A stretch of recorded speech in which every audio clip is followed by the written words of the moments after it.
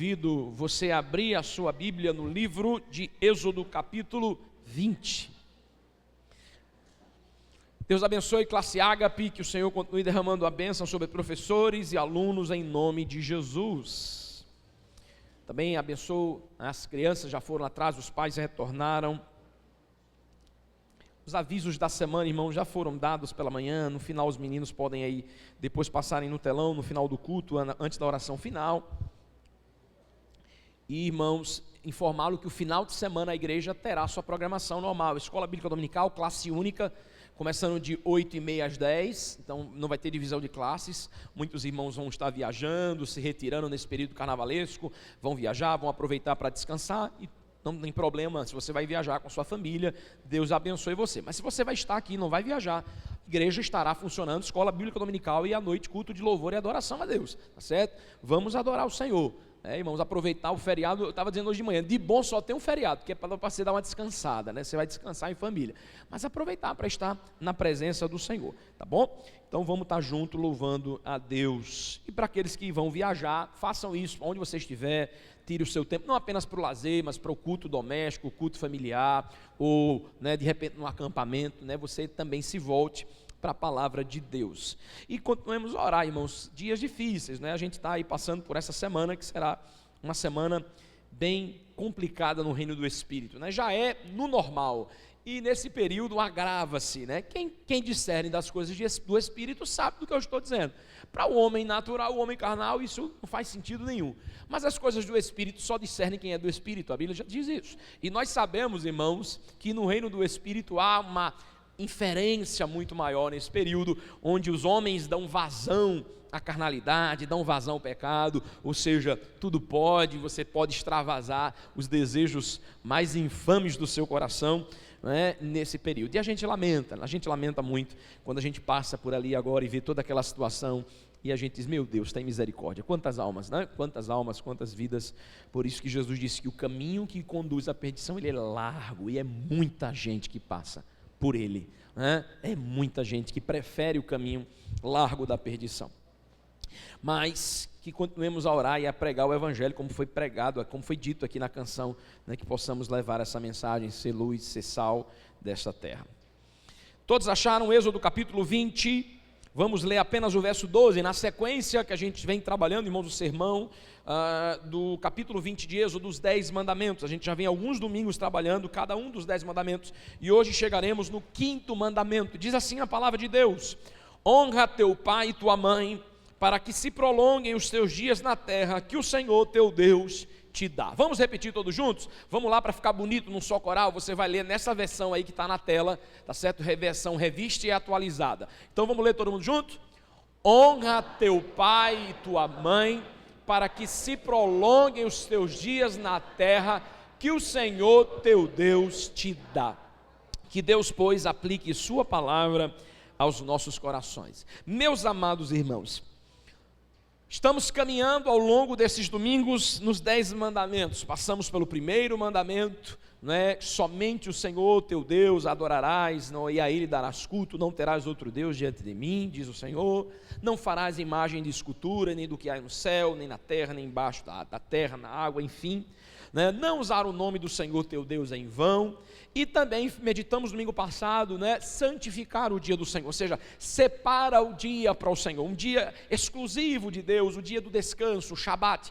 E a gente viu que muito mais do que um dia literal, com nome, e não se prender a isso, mas o princípio sabático, o princípio de parar, o princípio de descansar, de repousar da obra cotidiana, do trabalho diário, e dedicar-se a Deus, voltar para buscar as coisas espirituais, voltar para a sua família, Deus cuidando e zelando da saúde física, emocional e espiritual do povo. E nós vimos as implicações que isso traz e como nós devemos observar o 4º mandamento nos nossos dias, no dia do Senhor, que a igreja desde os seus primórdios, cumpre o princípio no primeiro dia da semana, e nós meditamos isso. E aí agora, irmãos, nós adentramos no 5º mandamento, que seria a segunda parte da lei. Lembra que a gente falou que poderíamos dividir, muitos dividem a lei em 2 partes. Alguns comentaristas dizem que é possível que as duas tábuas, e a gente não tem como precisar isso, irmãos, porque não há mais essas duas tábuas, elas sumiram, obviamente, quando a arca, né, ela sumiu, a arca desde da invasão de Jerusalém, ninguém sabe onde está a arca da aliança, consequentemente as tábuas da lei, então não se tem, né? E providência de Deus, quem imagina se essa arca tivesse ainda aí nos nossos dias e essas tábuas, né? O que seria de idolatria com a arca, o que seria de idolatria com as pedras dos mandamentos, né? Mas enfim, o texto diz que são duas, e eu também concordo e acredito que alguns vão dizer que as duas pedras eram a representação disso. A primeira pedra falando da relação Deus-homem, e a segunda parte do mandamento, a segunda pedra, falando da relação homem com o próximo, a partir da relação com Deus. E o quinto mandamento, irmãos, é exatamente o início dessa segunda parte, a parte que fala da nossa relação com o próximo, então a relação homem-próximo. Nós meditamos durante esses dias da relação homem com Deus, Deus com o homem, mas agora vamos falar do que o Senhor nos orienta como mandamento, da nossa relação homem e o seu semelhante, homem próximo, alguém que está próximo de você. Tudo isso, obviamente, na perspectiva do relacionamento com Deus, porque a segunda parte do mandamento não pode ser observada em sua plenitude, não pode ser vivida em sua plenitude, se a primeira parte não for também, obviamente. Então, trata dessa relação. E é interessante, irmãos, que quando a gente olha para esta segunda parte do mandamento, relação homem-sociedade, homem-homem, homem-próximo, aonde é que essa relação começa? Aonde é que essa parte do mandamento inicia, meus irmãos? Qual é a linha divisória? Qual é o mandamento que é divisor entre relação com o homem e relação com a sociedade, relação com Deus, com o próximo? Por onde ela começa? Na família. A relação, o mandamento que divide, divisório entre relação homem-Deus, homem-homem, começa pela minha relação com a família. A relação com o outro começa a partir da minha relação com a minha família, e principalmente o texto diz, com os meus pais. E aí é interessante a gente perceber aqui uma relação de hierarquia, que está muito claro nos mandamentos, uma relação hierárquica, ou seja, Deus, família, pais e o que? Sociedade. Não podemos mexer nessa ordem das coisas, e aí, quando se mexe nisso, se estraga tudo. E é por isso que a gente tem visto o estrago na sociedade.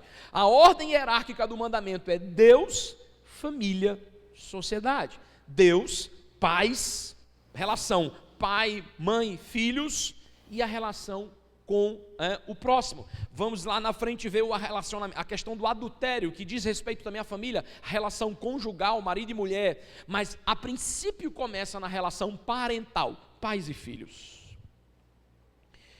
E aí, meus amados irmãos, esse mandamento que é esta linha divisória entre essas duas partes, ele traz verdades muito importantes.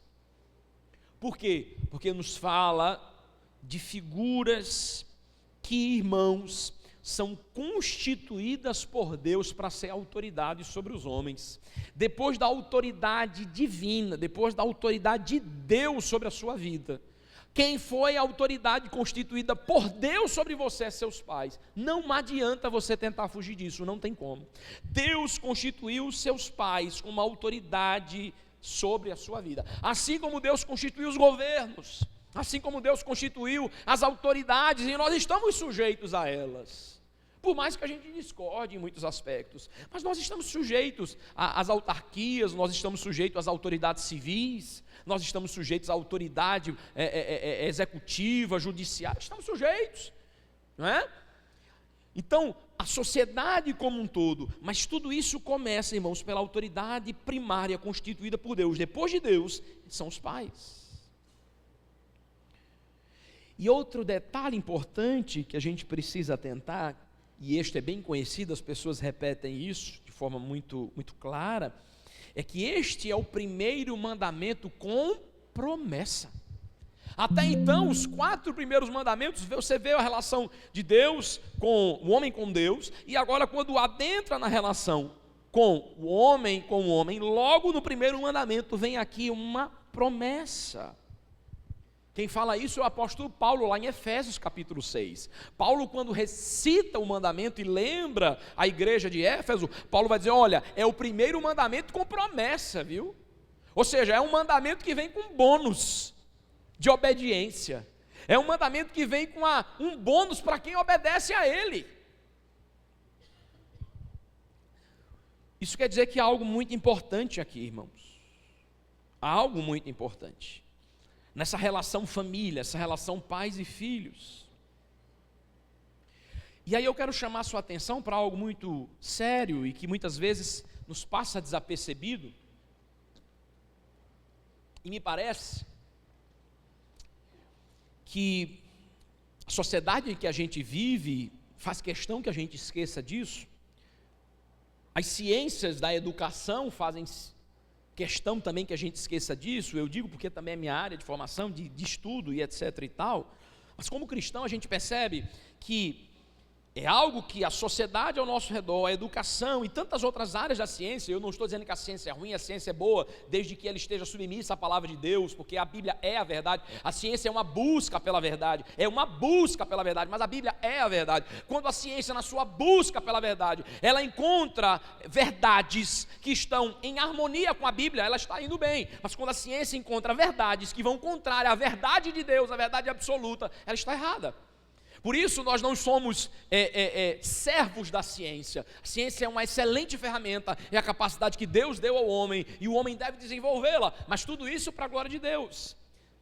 Certo homem sabe disso uma vez, muita ciência, pouca ciência ele afasta de Deus, muita ciência ele aproxima de Deus, porque é impossível você olhar o mundo à sua volta, compreender a imensidão da obra criadora e dizer assim, olha, é impossível não ver Deus. Por isso que Paulo vai dizer lá em 1 Romanos, são indesculpáveis os homens. Mas irmãos, o que a gente percebe aqui nessa relação e essa sociedade que desconstrói e nos faz não perceber esta verdade? É que a primeira relação, note, está aqui, está claro no mandamento, a primeira relação do ser humano depois de Deus é com seus pais. A primeira relação sua, a primeira relação minha, a primeira relação de um indivíduo em termo hierárquico, depois de Deus, em grau de importância, não é depois de Deus, é com seus pais. Que são agentes, ou que foram agentes de Deus para lhe dar a vida. Quem lhe trouxe a existência? Deus. Quem determinou que você existisse? Deus. Você não pediu para nascer, você não se autocriou, você foi criado, você não teve nem consciência da sua existência, você passou a se identificar como um ser, você passou a ter consciência de que existe quando você foi crescendo. Até então você se olhava no espelho e não se identificava, como qualquer outra criança. Já pegou um bebezinho, bota na frente do espelho, ele começa a se identificar, ele começa a se enxergar.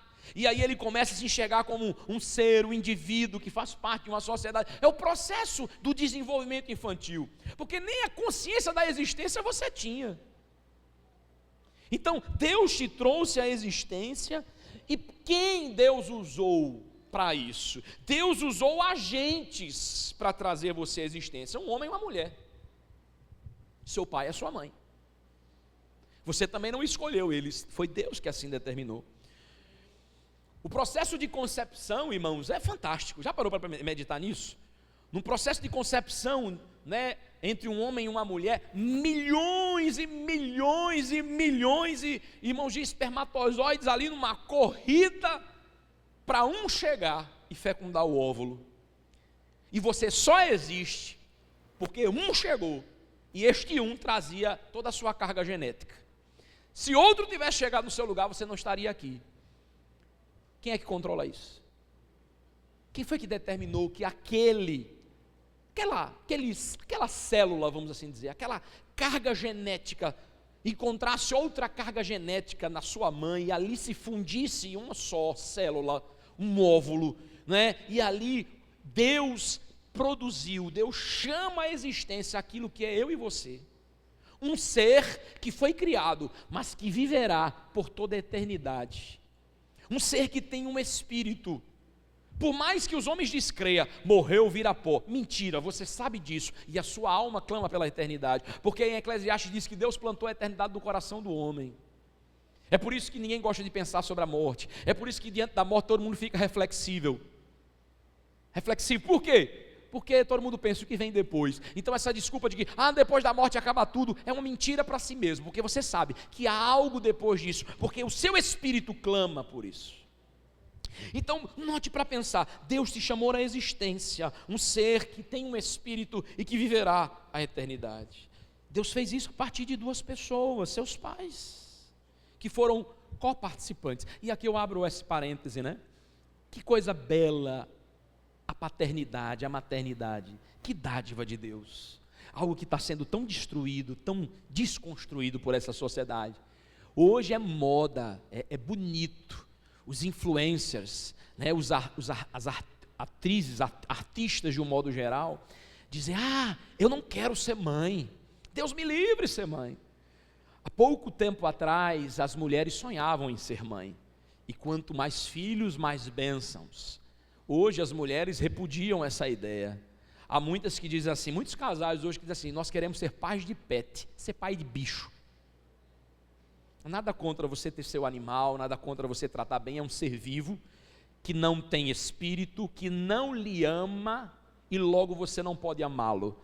Você tem sentimentos afetivos por animais, mas os seus animais não lhe amam, porque amor é um atributo de Deus, que Deus só comunicou à raça humana. Cachorro não ama, gato não ama, ele tem instinto. Amor é um nome que a gente dá para esse sentimento animal, para essa relação afetiva, instintiva do animal. Ele lhe identifica como parte da matilha ou parte do bando dele. Mas cachorro e gato não ama, porque capacidade de amar só Deus que tem, e dotou ao homem, comunicou ao homem. Está lá, imagem e semelhança. Então hoje há muitos casais que dizem assim, nós queremos ser pais de pet. Um dia desse eu ouvi uma artista brasileira, conhecida, não vou dizer aqui o nome, mas... E ela dando uma entrevista, eu vi um trechozinho da repercussão, e ela dizendo assim, eu detestei ser mãe, se eu soubesse eu não tinha sido mãe, e disse para minha filha, foi horrível, atrapalhei minha carreira, estraguei o meu corpo, detestei a experiência da maternidade. E ela diz assim, eu fui induzida por uma sociedade, eu fui induzida por um discurso de que ser mãe é maravilhoso, que ser mãe, e eu fui atrás disso e odiei. É esse o retrato. E ela foi aplaudida, e aí muitas pessoas disseram, olha como você trouxe voz para mim, como você me representa. Veja o retrato, onde a bênção de gerar uma vida, de trazer à existência alguém que habitará a eternidade, é algo impossível. Ou seja, é completamente contrário do que a palavra de Deus diz, que os filhos são herança, são bênçãos do Senhor.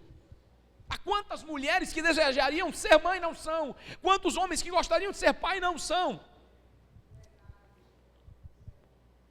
Mas essa é a realidade, ou seja, desconstruindo isso. Não queira ser um agente de Deus, não queira gerar vidas, não queira ser pai e mãe, de fato é de encontro à palavra de Deus. Por isso que a família é tão atacada, irmãos. Já parou para se perguntar isso? Por que a família é tão atacada? Pelo presente século, pelo inimigo. Por quê? Por causa disso. Por causa dessa relação. É por causa dessa relação hierárquica, Deus, família e sociedade. Porque a relação com o outro, a minha relação com o outro inicia, passa primeiro pela minha relação familiar, parental. Então o diabo vai atacar aonde? A família. Por isso que sempre foi atacado, desde os primórdios, está lá Adão, Eva, Caim, Abel, começa o primeiro homicídio numa relação familiar, numa relação conturbada. Olha a história na Bíblia, olha as histórias dos homens de Deus revelados na Bíblia, quantos problemas familiares, a família sempre foi atacada, e principalmente hoje, irmãos, e a cada dia isso é mais agravante, né? Olha para a nossa sociedade, para as famílias ao nosso redor, isso cada vez mais está pior. E aí a pergunta é, não está claro para você o motivo? Por que a relação pais e mães, relação marido e mulher, relação pais e filhos, melhor dizendo, está sendo tão atacada e sempre foi e está sendo cada vez mais? Por conta disso, Deus, família, sociedade. A maneira mais promissora de destruir uma sociedade, Edilson, destruir um povo, uma nação, é destruindo a família. Você já ouviu isso? A família é a célula da sociedade. E é. Como é que eu destruo um povo? Como é que eu destruo uma sociedade? Destruindo as famílias. Porque é lá onde o cidadão é formado, é lá onde o homem é formado, o caráter é forjado, é lá onde o temor a Deus é comunicado, é lá onde as relações pessoais, sociais, parentais são estabelecidas. Então é lá. Não pense que o diabo é burro, não, ele é muito sagaz. Satanás é muito sagaz, e ele conhece mais a Bíblia do que muitos crentes.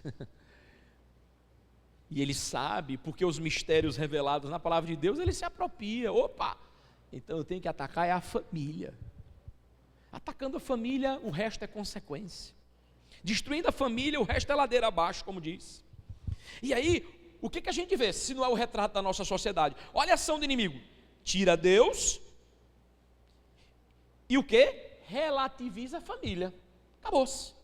Se é uma relação hierárquica, Deus, família, sociedade, ou invertendo no sentido de uma construção, a base Deus, os pilares a família e o edifício a sociedade. Tira Deus, a base, tira os pilares, pai e mãe, as colunas de sustentação, tira pai e mãe, as colunas, tira. O que acontece com o prédio?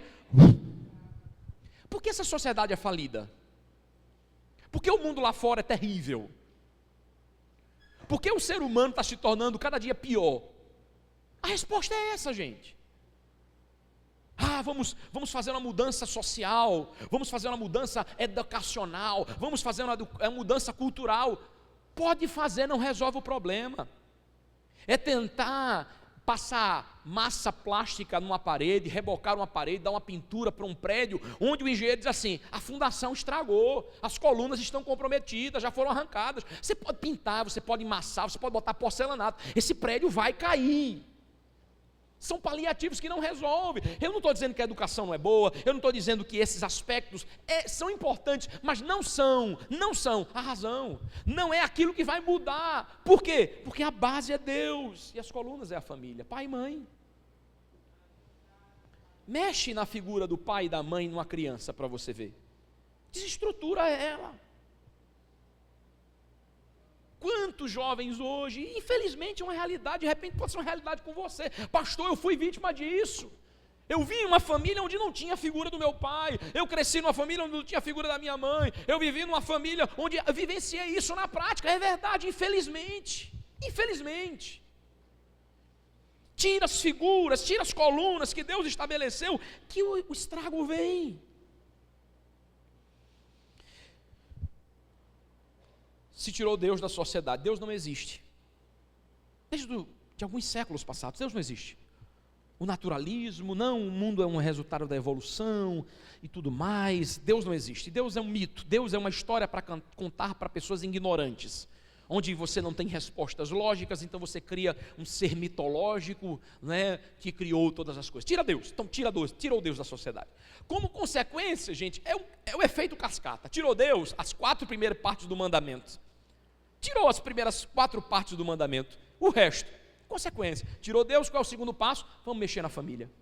Relativiza o casamento, destruição dos papéis da mulher, do homem, a briga entre os sexos, mulheres contra versus homens, homens versus mulheres. E aí vem o pecado, o machismo, o feminismo e toda aquela disputa. Então você mexe com tudo isso. Mexeu nisso, você mexe na relação pais e filhos, você mexeu na família, desconstruiu. Aí você pega a juventude e diz, não, libera geral, não reprima, deixa o jovem ser o que é natural da idade dele, é comum da rebeldia, faz parte, deixa o jovem se expressar. E aí foi a era do sexo, droga e rock and roll. Os mais antigos vão lembrar dessa época, do hippie, sexo sem compromisso, não faça guerra, faça amor. Relação familiar não, eu tenho um relacionamento sexual com quem eu quiser e bem entender. E os filhos que vêm disso, e os frutos que vêm disso, começa a desestruturação. E aí o efeito é cascata, irmãos. Desconstrói. E aí uma geração errada vai construindo uma geração pior que ela. E aí o efeito vai só se agigantando como um tsunami. Quanto mais ele anda, mais a onda aumenta. Quanto mais uma avalanche vem descendo, mais o volume de neve é maior. É isso que está acontecendo. Depois veio a era das crianças. Não podemos reprimir as crianças. Não pode disciplinar a criança, não pode dizer não para a criança. Quem disse isso, irmãos? A primeira palavra que a gente tem que aprender na vida é não. Nós precisamos de freios morais, de freios sociais. Dizer não é tão saudável quanto dar vacina para o meu filho.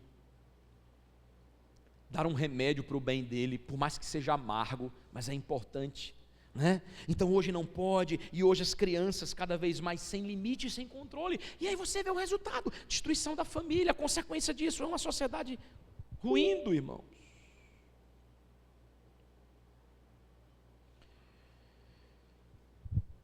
A sociedade é destruída quando Deus é tirado e como a família é desestruturada. E é isso que a gente está vendo. E a maneira, irmãos, que uma família é destruída, a partir da perspectiva bíblica, a família é destruída quando um filho desonra os pais. A família é destruída quando os pais não exercem o seu papel. Então, onde é que o diabo atua? Os pais não cumprem o seu papel de pai, ou seja, negligente, ou errem na sua função de pai. E filho, você não tem motivo para obedecer seus pais. Então, quando um filho desonra o pai, vai de encontro ao mandamento. Quando um pai e uma mãe também não exercem o seu papel, do qual ele se torna digno da honra do filho, ele desconstrói. E aí, irmãos, tudo acontece. Perceba aqui, irmãos, que a observância do mandamento, consequentemente, quando você obedece a este mandamento, consequentemente, você vai trazer as bênçãos de Deus, porque o texto diz isso. Há uma consequência de bênção. É evidente, que o contrário também. Ora, a não observância desse mandamento não trará as bênçãos oriundas da obediência. Trará o quê? Condenação.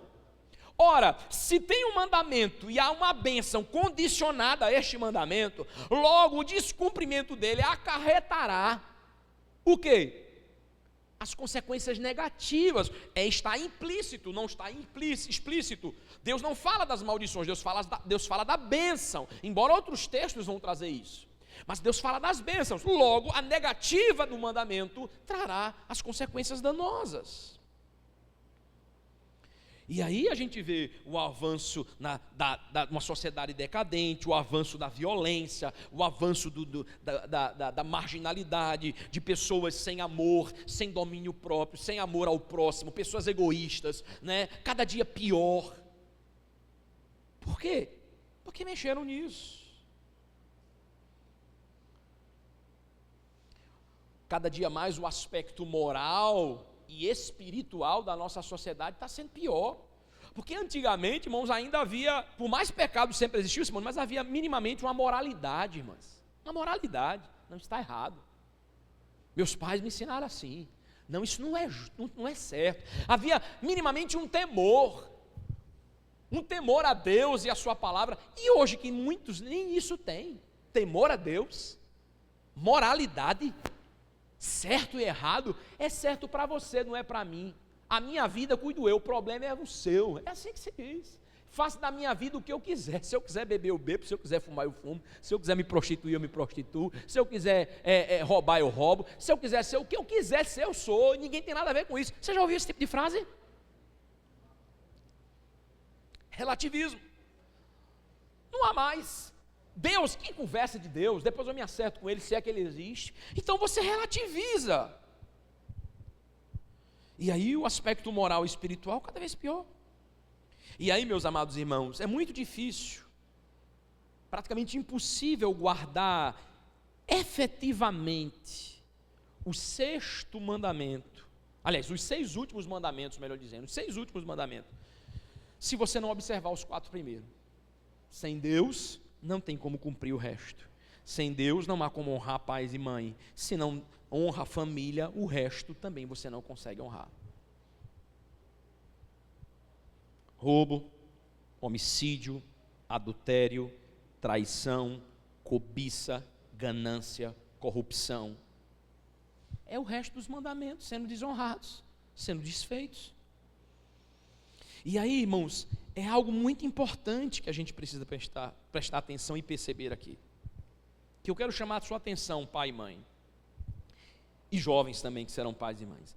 A relação parental, a relação pais e filhos, preste atenção, é a primeira relação percebida e estabelecida pelo indivíduo. Qual é a primeira percepção de uma criança sobre a sua relação pessoal? Quem é o primeiro ser, qual é o primeiro indivíduo que ele vai aprender a se relacionar? Na vida dele, quem é? Mãe e pai. Nessa ordem, mãe e pai. Mãe, porque ele já tem laços desde o ventre. Primeira voz que ele escuta é da mãe, quando o médico bota lá. O amamentar, o aleitamento materno, todo aquele vínculo. O pai também, que muitas vezes já fala desde a barriga, e ele já conhece a voz do pai, e ali tem. E qual é a primeira relação do bebê? Que nem enxerga, não é que ele não enxerga, mas ele não compreende o mundo à sua volta. Ele vai aprendendo a enxergar com o tempo. E depois ele começa a identificar o rosto da mãe, já sorri para a mãe, ele começa a identificar o rosto do pai, né? É tanto que o bebê está chorando, quando ele vê a mãe, ele sorri, quando ele vai para a mãe ele para, ele já identifica a mãe, ou seja, a relação parental é a primeira relação percebida pela criança, é a primeira relação estabelecida, é a primeira relação social, afetiva, são com os pais, e Deus sabe disso, é por isso que Ele está colocando aqui nesse grau de hierarquia, porque Ele criou assim, é o início de toda relação humana, em sociedade é com os pais. As primeiras pessoas que a criança vai conversar, vai interagir, depois vem os irmãos, obviamente, depois vai vir a família, o ciclo maior, vovô, vovó, titio, titia, mas começa com os pais. Depois ele entra na escola, depois ele começa a viver com pessoas diferentes, né, que é a escola, que não são do seu ciclo familiar, as professoras, os funcionários da escola, e isso vai ampliando.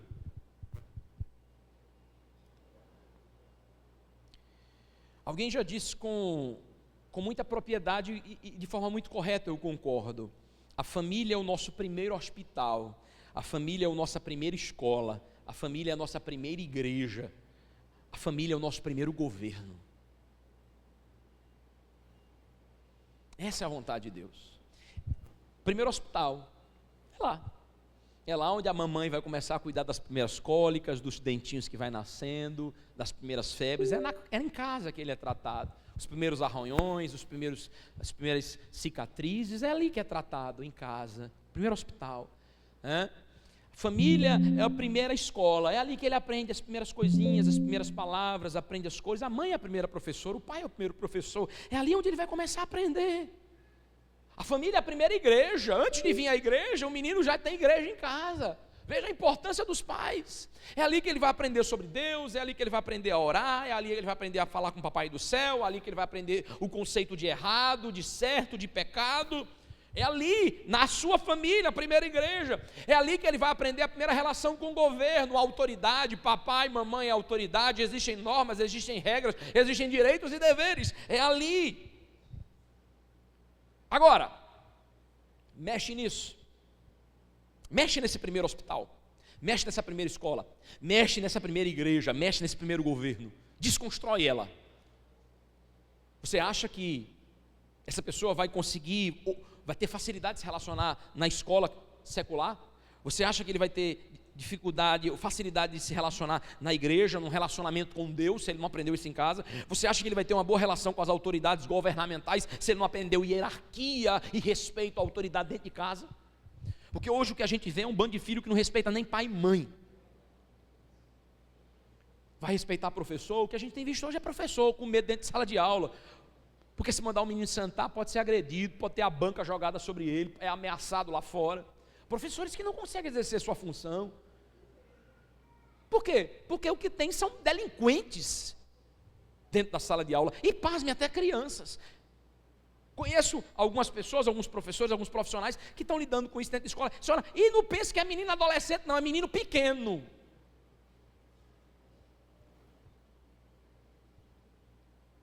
Onde é que está o problema? Onde faltou aí o aprendizado sobre a autoridade, respeitar as autoridades? Então não respeita nada nem ninguém, irmãos, é consequência.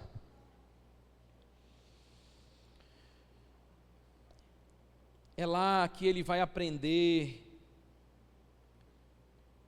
as verdades da vida, é lá que ele vai fazer as primeiras leituras sobre o que é certo, o que é errado, das questões espirituais e eternas. É lá na família onde aquele ser, aquele caráter será formado.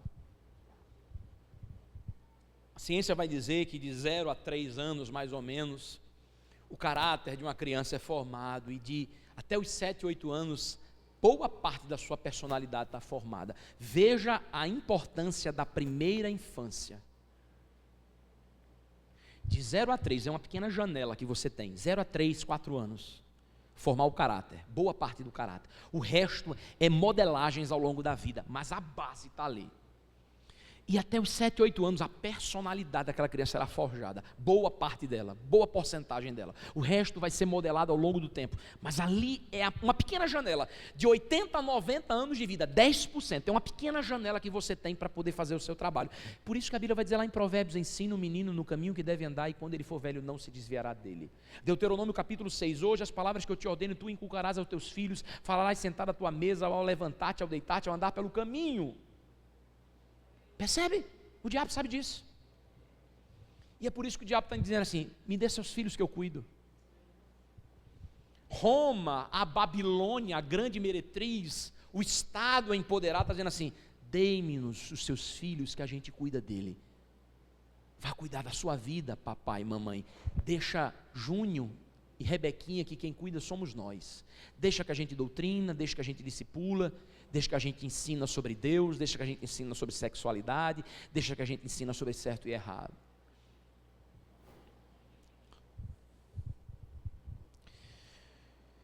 É lá na família que ele aprenderá a se relacionar com Deus, e aí é o mais importante, sabe? Perceba algo interessante.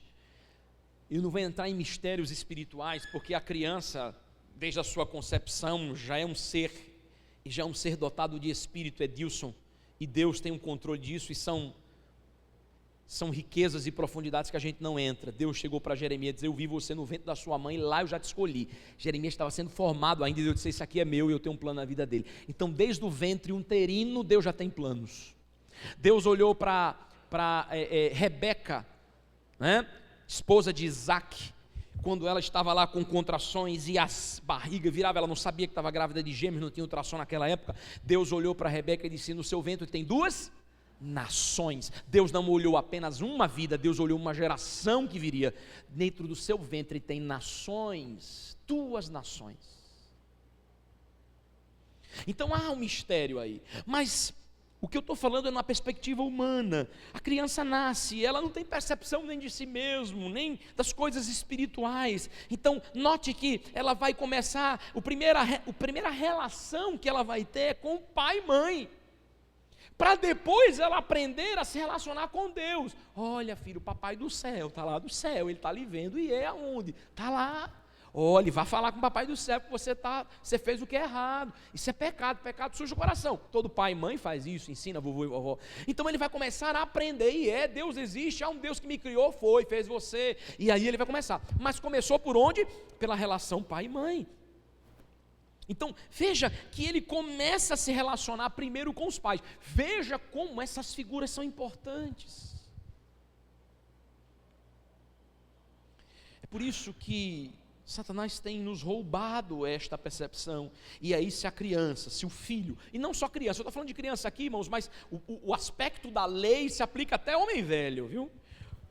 Mas é porque a gente entrou na questão da infância. Se o filho não aprende a respeitar a mãe, o pai, a autoridade no lar, ele não vai respeitar mais ninguém. Percebe a seriedade disso?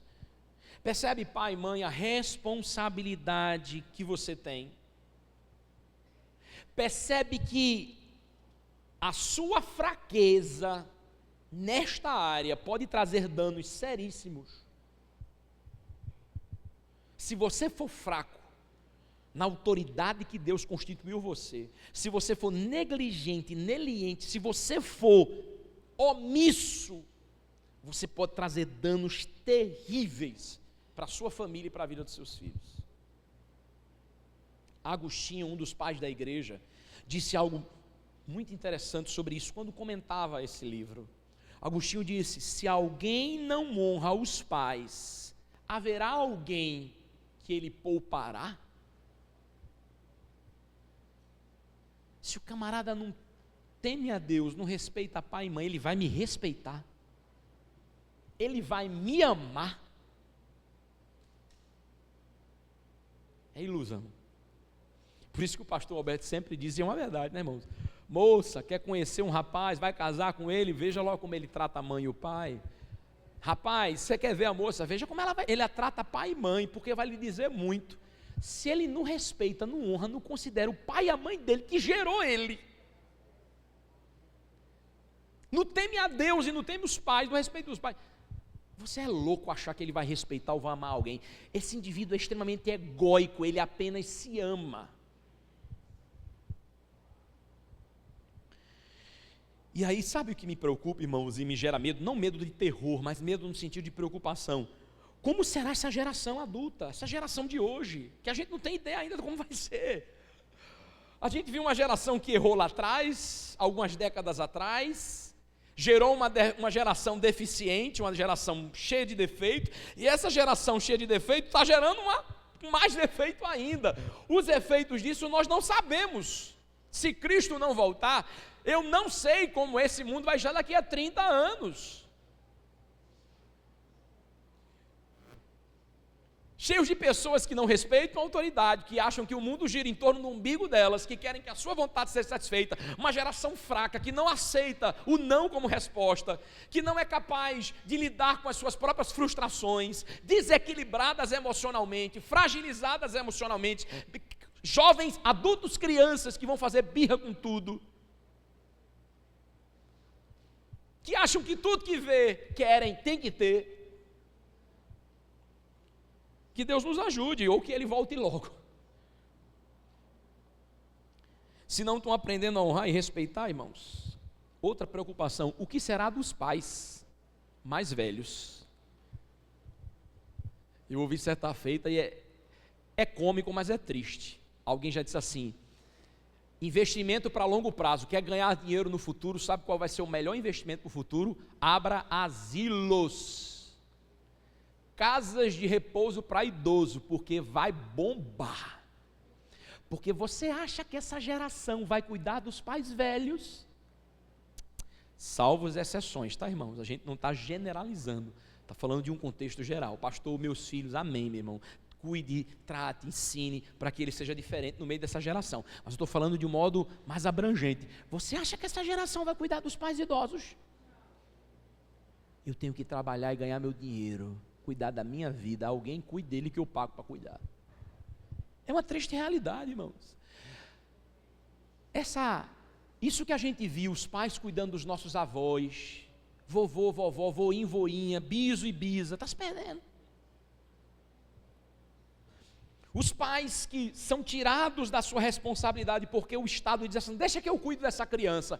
E quem é que está cuidando dessa criança? O Estado. Aí quando o pai e a mãe ficar idoso, ele vai dizer assim: o Estado cuida dos meus pais também, porque agora eu estou na idade de produzir. A roda vai girar, irmãos. Não tem para onde correr. Esse mandamento é o cuidado de Deus para a sociedade. Esse mandamento, irmãos, é um cuidado de Deus. Por isso que a gente não deveria mexer nele. Devíamos ter muito cuidado. É tão sério isso, eu quero chamar a atenção sua. É tão sério que no Antigo Testamento você vai ver algumas penalidades. E aí eu abro um parênteses, isso não se aplica a nós hoje, obviamente. Ali é o aspecto da lei civil, né? Era o Código Civil Penal. A gente tem o nosso Código Penal, a gente tem a nossa lei civil brasileira. Ali também, no contexto do Êxodo, você tem que ler, né? Levítico, você tem leis que eram aplicadas ali naquele contexto, pelos povos ali, povo de Israel. Mas você tem uma ideia da seriedade da coisa, porque alguns aspectos civis sobre a penalidade para este mandamento descumprido, a penalidade para o delito contra o pai e a mãe, era punido de morte. Êxodo 21:15, Levítico 29, Deuteronômio 21, 18 ao 21. É claro, o filho que agride pai e mãe, pena de morte. O filho, né, que o pai e a mãe insistindo e corrigindo, e ele continua desagradando, ele continua desrespeitando, ele continua desonrando, leve aos anciões da cidade e ele seja julgado, e se for condenado, que seja morto. Veja o grau de seriedade. Pastor, o que o senhor está querendo sugerir com isso? Eu não estou sugerindo nada. Claro que isso não se aplica a gente hoje, irmãos, era uma lei lá atrás. Era a lei civil do povo hebreu, não se aplica a nós. Mas o que eu estou querendo mostrar era a seriedade que a coisa era dada. Claro que na nova aliança, a graça a gente ama, perdoa, acolhe, e é isso que tem que ser. Mas o que eu quero chamar a atenção era a seriedade, a urgência desse aspecto.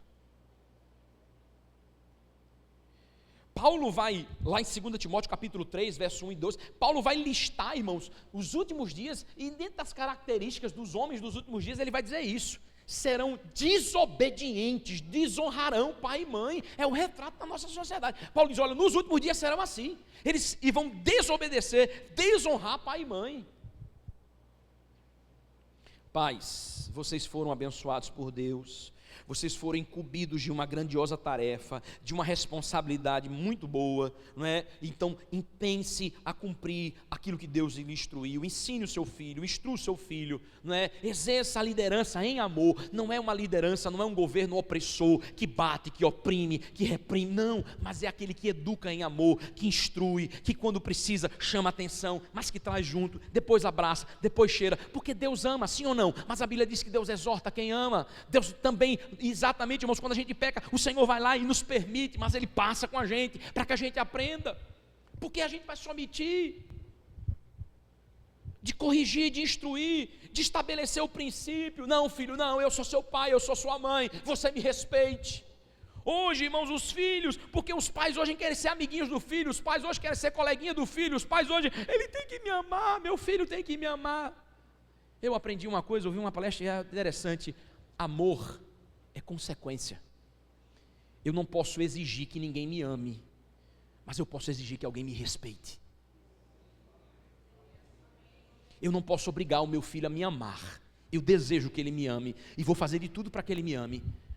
Mas uma coisa a Bíblia diz que eu devo pedir: você tem que me respeitar.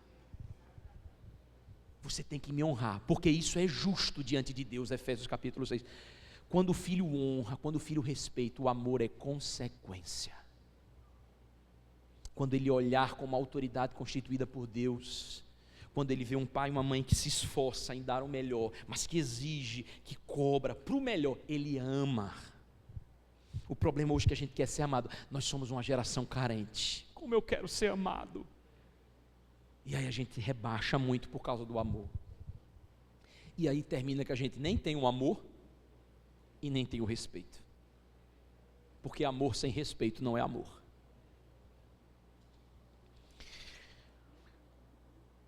Meus amados irmãos, que nós como pais possamos cumprir esse mandato de Deus, essa relação de transmitir os valores de Deus com o nosso filho, com o próximo, com a relação com Deus, construído a partir de nós, ensiná-lo, instruí-los, enxergar isso como um empreendimento. Meu Deus, essa é a minha missão, o Senhor me confiou uma vida e eu tenho que ensinar a tua palavra. E aí, por que a importância desse mandamento, pastor? Porque esse mandamento, ele é essencial na transmissão da fé. Aonde é que Deus diz que a gente tem que comunicar a fé? Por onde é que começa? Não, por onde é que começa a gente comunicar a fé? Em casa. Note, ensina um menino, pai e mãe. Deus vai falar isso em vários textos, Efésios, Deuteronômio, como eu já falei. É o pai e a mãe que começa a ensinar o filho, o temor ao Senhor. Ora, se esse pai e a mãe não têm o respeito, não têm a honra, não têm, a devida reverência que lhe é cabida, como é que ele vai conseguir transmitir os valores eternos, os valores de Deus, o respeito a Deus, se ele não consegue nem ensinar a ser respeitado? Por isso que o cuidado aqui é muito grande. Por quê? Porque esse mandamento ele é essencial para a transmissão da fé. A fé transmitida a começar de casa. Percebe, irmãos? Percebe porque o Estado quer tomar esse aspecto de nós? E para a gente concluir, voltando agora para o texto, ele vai dizer: honra teu pai e tua mãe. Honrar, o que quer dizer isso, pastor? Honrar, aqui o verbo no hebraico quer dizer, está no imperativo, tá? Aqui é um imperativo intensivo, ou seja, é uma ordem, não é um pedido, não é um conselho, é uma ordem, é um imperativo intensivo, honre. E a palavra no original hebraico aqui, vem de um substantivo da palavra honrar, glória, é a mesma palavra que também se relaciona a Deus.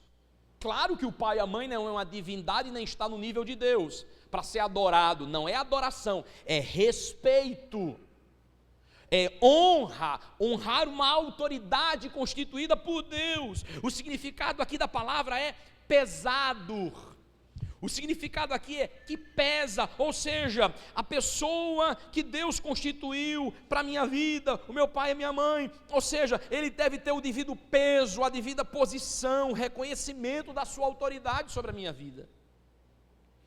Desonrar, desrespeitar, desconsiderar, menosprezar, abandonar, tudo isso é ir de encontro a esse mandamento, é pecado, é quebrar o 5º mandamento. Então nós devemos respeitar, honrar, considerar, ter em alto peso os nossos pais. E o resultado, vida longa, o texto diz isso, né? Prolongarei os teus dias sobre a terra que o teu Deus te dá, ou seja, vida longa, bênçãos da parte de Deus. Os pais devem ser honrados porque Deus ordena isso.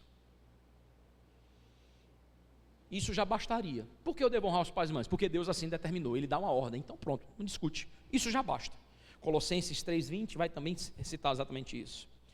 Mas se não nos bastasse, a Bíblia vai dizer que isso é justo, lá em Efésios 6:1. Honre seu pai e sua mãe, porque isso é justo, isso é o correto a fazer. Eles merecem isso. Eles dedicam a sua vida, eles se esforçam para isso. E se isso ainda não fosse o bastante, Deus ainda bota um plus, Ele ainda bota uma promessa. Ele manda, Ele ordena, isso é justo, isso é correto, e Ele ainda diz, se você fizer isso, eu vou te abençoar. Isso é confirmado lá em Efésios capítulo 6, no Novo Testamento. Paulo vai confirmar e vai dizer isso, olha, o Senhor vai te fazer próspero e abençoado. O texto vai trazer essa ideia, e lá em Êxodo, essa é a ideia no texto original, ou seja, os teus dias serão prolongados, o significado ali é uma vida abundante, na terra que o Senhor te dá. Ali está falando de Canaã, possessão da terra, mas no sentido mais amplo a gente pode aplicar, é as bênçãos de Deus sobre a vida dos filhos. Ah, pastor, então quer dizer que todo filho que honra o pai e mãe, vai viver até 95 anos e vai ser rico? Não, não é isso. Deus não é refém da sua palavra, então se eu respeito pai e mãe, porque tem gente, não, claro que não, porque a vida é difícil. Jesus disse, no mundo tereis aflições, mas tem de bom ânimo. Quer dizer, eu vou respeitar meu pai e minha mãe, então eu vou ser muito rico? A bênção de Deus estará sobre você, então quer dizer que eu vou viver até 95 anos? Não, tem pessoas que honraram pai e mãe, mas morreram cedo. Claro, toda a questão da vida, há muitos aspectos da vida que se tem que levar em consideração. O fato é que há uma promessa de que aquela pessoa será abençoada por Deus. Deus diz, olha, aquele que cumpre a minha palavra, que obedece aos pais, eu vou abençoar. O maior exemplo disso é Jesus. Jesus cumpriu a lei em tudo, honrou o Pai celestial em tudo. E os pais que o Senhor constituiu, humanos, terrenos, José e Maria, também, mas Jesus sofreu, e como pelo meu e seu pecado? Então, há uma promessa de bênção, de longevidade, no sentido aqui é bênção abundante, ou seja, as bênçãos de Deus serão derramadas sobre você, apesar de estarmos num mundo de dificuldades, de aflições e de problemas. O céu não é aqui, nunca se esqueça disso. Ou seja, Deus estará te abençoando. Por fim, pastor, eu não tive pais bons, eu não tive pais bons. Como é que eu vou viver esse mandamento? Meu pai e minha mãe foi uma negação. O meu pai não é uma pessoa que é digna de admiração. Acontece, isso é muito comum. Talvez você vivencie esse drama. Infelizmente, isso aconteceu na sua vida. Não era o plano de Deus, nunca foi. O mundo jaz no maligno, o homem envereda pelo pecado. E é como eu falei para você desde o início, tudo desandou depois do pecado. A lei de Deus não é cumprida e muitas famílias sofrem. De repente foi você que sofreu isso. Mas isso não muda o fato da palavra de Deus diz que você tem que respeitar. Você pode não ter relações afetivas, você pode não ter criado laços. Não foi presente na minha vida, eu não tenho laços afetivos, não tenho memórias, não tenho um sentimento familiar, pastor. Tudo bem, isso é relacionamento. Mas não odeie, não guarde mágoa e rancor, perdoe, respeite, não pragueje, não amaldiçoe, não menospreze. Se puder ajudar, ajude. Mas não fez nada por mim, faça diferente. A Bíblia diz que a gente deve ajudar o próximo, o nosso semelhante, que dirá alguém que te gerou. Pode não ter sido pai no sentido real da palavra, mas te gerou. Cumpra a palavra, não por ele, por Deus, não por ela, por Deus. Só abrindo um parêntese aqui, irmãos, ele não está aqui, eu me permiti a ausência dele para falar. Algo que eu vivenciei, eu presenciei, melhor dizendo. Pastor Alberto, é uma realidade dessa, irmãos. O meu avô já partiu para a eternidade. Mas o pai biológico do meu pai e do meu tio é uma realidade dessa. Minha avó gerou, mas ele nunca assumiu a responsabilidade. Sempre foi um camarada muito boêmio, de festa, de farra, de beber. Nunca quis o compromisso, nunca quis de fato assumir. Outras questões a mais, que os detalhes da história são muito longos, há outros aspectos, mas enfim, foi omisso e nunca foi presente. Minha avó, terminou depois lá na frente casando com o meu avô, que era o pastor Adeildo, que vocês conheceram depois, terminou sendo o padrasto dos meus pais, do meu pai e do meu tio. Mas o pastor Alberto passou boa parte da sua infância e da sua juventude sem contato com ele. Ele também nunca procurou, foi um pai omisso, que nunca ajudou afetivamente, financeiramente, simplesmente deixou. Não tinha contato. Mas aí, já adulto, meu pai, eu acho que ele era noivo da irmã Vera, voltou a ter o contato, procurou, e a irmã Vera interceptou isso, e aí foi atrás, naquela época não tinha WhatsApp, e aí conseguiu interceptar.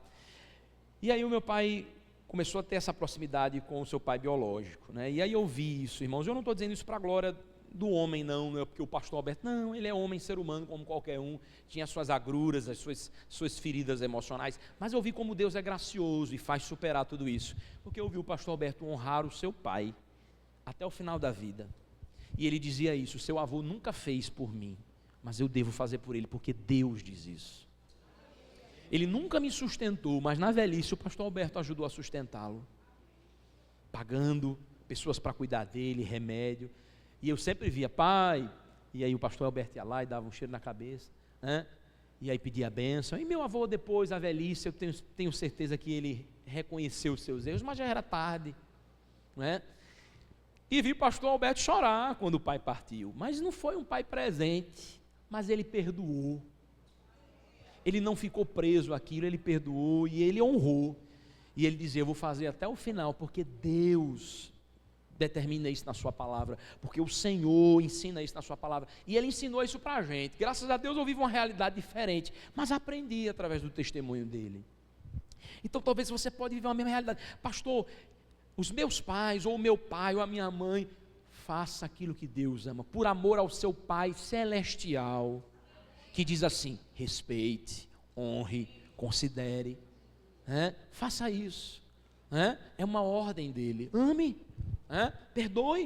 A Bíblia diz que nós devemos amar até aqueles que nos aborrecem. Como eu falei, laços afetivos nunca foram construídos, não tem como exigir, mas honra e respeito, porque foi constituído, é pai e mãe, deve ter. Pastor, é uma pessoa que é muito difícil, de repente não dá para ter uma proximidade, mas respeite, não pragueje, não amaldiçoe, não renegue, não renuncie e ajude, faça isso, e a bênção será sobre a sua vida. Pastor, é muito difícil, eu sei, mas Deus teve um encontro com você e Deus mudou a tua história. Deus te abre uma possibilidade de fazer diferente. O Senhor nos chama e nos permite a construir algo novo. Você foi chamado para novidade de vida, esquecendo dos traumas, das tristezas desta vida, deixa para trás. Deus te chama para algo novo. Pastor, olha, eu falhei muito como pai. Olha, pastor, eu errei muito como pai, ou eu errei muito como filho. Fui um filho que não fiz o que era certo com os meus pais, desonrei os meus pais, eu pequei muito nesse aspecto. Talvez você está se punindo aí, pastor, como eu errei. Tudo bem, Deus é misericordioso para te perdoar. Você não sabia, ou melhor, você não tinha, não sabia, mas não tinha a sabedoria, o coração duro no pecado, obstinado, você pecou, você não tinha um relacionamento com Deus, mas Deus se encontrou com você, Deus mudou a tua história, Deus perdoou todos os teus pecados, lançou no mar de esquecimento, apagou tudo aquilo e está te dando uma possibilidade de começar de novo, te permitir construir algo novo. Então seja diferente. Esse mandamento vale para todos, independente da idade. Filhos, honrem os vossos pais. Pais, ensinem aos seus filhos a respeitá-los. Filhos que já são adultos, continuem a respeitar os seus pais na velhice. Esse mandamento é para todos. Jesus, para a gente concluir, certa feita, irmãos, lá em Mateus capítulo 15, Jesus vai condenar os fariseus, exatamente porque o povo desonrava os seus pais na velhice. Mateus capítulo 15, Jesus vai dizer: olha, vocês pecam, porque vocês fazem eles não cumprirem o primeiro mandamento. Tinha um negócio chamado Corban. O que era isso? Era o indivíduo se isentar da responsabilidade de cuidar dos pais na velhice, porque isso é bíblico. Pai e mãe é seu pai e sua mãe até Jesus guardar. Você tem responsabilidade. Pastor, já sou casado, já tenho a minha família, já tenho o meu lar, mas você continua tendo pai e mãe e você continua tendo responsabilidades. E aí o texto diz que Jesus condena. Por quê? Porque havia um negócio naquele contexto ali, que o camarada dizia assim: olha, tudo que eu tenho é Corban, ou seja, é dedicado ao templo. O camarada tinha suas posses, Sandro, mas para ele não, Elisângela, não ficar com a responsabilidade de sustentar os pais na velhice, aí ele dizia assim: tudo que eu tenho eu doei ao templo. Olha a jogada. Tudo que eu tenho eu dediquei ao templo, à casa de Deus. Então eu não tenho mais nada, porque tudo eu já doei, eu só administro, mas não é meu, está tudo dedicado, prometido ao templo. Logo eu não tenho responsabilidade. Aí os fariseus, os religiosos hipócritas corruptos, regulamentavam isso. Não, então se ele não tem nada, ele dedicou tudo para o templo, então ele não tem como cuidar dos pais. E aí Jesus diz: olha, vocês são carnais. Vocês, em nome de uma tradição, isso não é bíblico não, foi uma tradição que eles criaram, vocês fazem pecar no 5º mandamento, em nome de uma religiosidade. Não, tudo que eu tenho é de Deus. Vocês fazem com que eles pequem no 5º mandamento e não cuidem dos pais na velhice. Então Jesus, irmãos, é um exemplo disso, condenou a filhos adultos que não cuidam dos seus pais na velhice. Jesus condenou. O próprio Jesus, sendo Deus, Maria gerou a humanidade de Jesus, mas ela não é mãe de Deus, ela é mãe, ela gerou a humanidade de Jesus, mas Jesus é Senhor. Mas ainda assim, como na sua responsabilidade humana, Jesus na cruz olhou para Maria e disse: mulher, eis aí o teu filho, eis aí a tua mãe. Jesus delega a João a responsabilidade de cuidar de Maria na velhice. Então isso é para todos. Filhos, honrem aos vossos pais, como diz Efésios, porque isso é justo.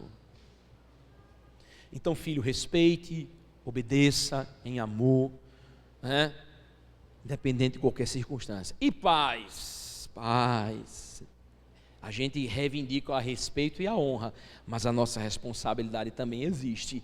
Instrua no caminho do Senhor, na admoestação, na disciplina, no testemunho. Se eu quero que meu filho me honre, me respeite, eu tenho que dar um bom testemunho, um bom exemplo, eu tenho que instruí-lo no caminho do Senhor, eu tenho que fazer aquilo que é correto diante do Senhor, para que eu possa ver o meu filho e dizer assim: meu pai é um homem de Deus, minha mãe é uma mulher de Deus. Tem defeitos? Tem, ele não é perfeito, mas ele tem se esforçado para servir a Deus, ele tem se esforçado para dar o melhor, ele tem se esforçado para cumprir aquilo que o Senhor determina na sua palavra. Então, pais, a responsabilidade, como está lá em Efésios, é dos pais. Não provoqueis os vossos filhos a ira, e dos filhos, obedeçam os vossos pais, porque isso é justo. Que Deus, pois, nos abençoe. Vamos ficar em pé em nome de Jesus e tenhamos como maior modelo de filho. Quem é o maior exemplo de filho?